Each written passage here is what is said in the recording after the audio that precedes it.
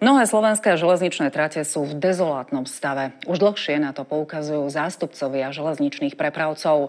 Železnice hovoria o 20-ročnom podfinancovaní a odkazujú, že robia, čo môžu. Aj tento rok opravia niekoľko úsekov. Stav slovenských koľajníc je témou od nehody českého vlaku Pendolino, ktoré sa v lani vykoľajilo nedaleko železničnej stanice v Žiline. Dôvodom bol práve zlý stav trate. Na okamžitú nápravu vyzvali České dráhy a postupne sa pridali aj ďalší dopravcovia a odborári. V zlom stave sú totiž aj ďalšie úseky. Je to samozrejme tým, že sa 30 rokov tá údržba zanedbávala a aj koľajnice majú nejakú svoju životnosť a keď tá životnosť uplynie, tak to jednoducho vyskočí v momente. Problematická je trať od Bratislavy po Nové Zámky. Teraz myslím, že konkrétne vyskočila celkom do popredia trať Senec-Bernolákovo. V zlom stave je aj trať medzi Leopoldovom a Lužiankami. Museli tam znížiť cestovnú rýchlosť zo 100 na 80 km za hodinu.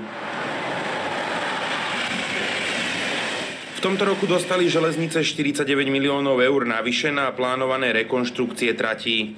V budúcnosti by sa mala táto suma ešte navýšiť. Požiadavka zo ŽSR na postupné odstraňovanie prevádzkového dlhu je na roky 2025 až 2027. V roku 2025 je vo výške 70 miliónov eur, v roku 2026 vo výške 80 miliónov eur a v roku 2027 vo výške 100 miliónov eur nad rámec bežnej údržby.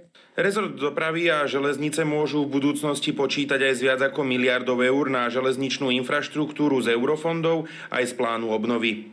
Práve z európskych peňazí už obnovili väčšinu trate medzi Bratislavou a Žilinou.